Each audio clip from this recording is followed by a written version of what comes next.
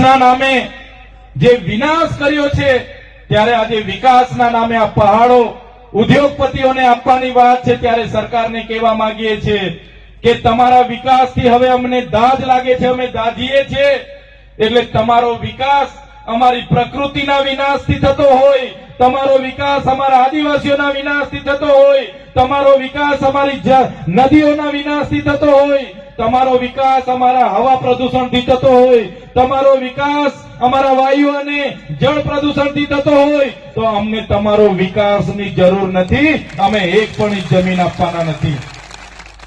અહીંયા નજીક કોટેશ્વર ધામ આવ્યું છે. આ કોટેશ્વરથી સરસ્વતી નદી નીકળે છે.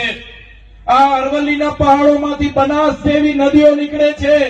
અરવલ્લીનો પહાડ, એમાં રહેલા લાખો પ્રજાતિના વૃક્ષો, અને આજે આ વાયુને સંતુલન કરે છે, ગ્લોબલ વોર્મિંગને સંતુલન કરે છે. સાથીઓ, આવનારા દિવસોમાં અરવલ્લીના પહાડો નહીં રહેશે તો આપણી નદીઓ પણ સુકાઈ જવાની છે, આપણા કુવાઓ પણ સુકાઈ જવાના છે, આપણા બોર પણ સુકાઈ જવાના છે, આપણને પીવાના પાણી પણ નથી મળવાના, સિંચાઈના પાણી પણ નથી મળવાના, અનાજ પણ આપણે નથી પકવી શકવાના, અને માનવ જીવન પણ આ અત્યાચાર થાય છે. ત્યારે મારા વડીલો, મારા યુવાનો, મારી બહેનોને કહેવા માટે અમે આવ્યા છે, આ અરવલ્લી માટે માત્ર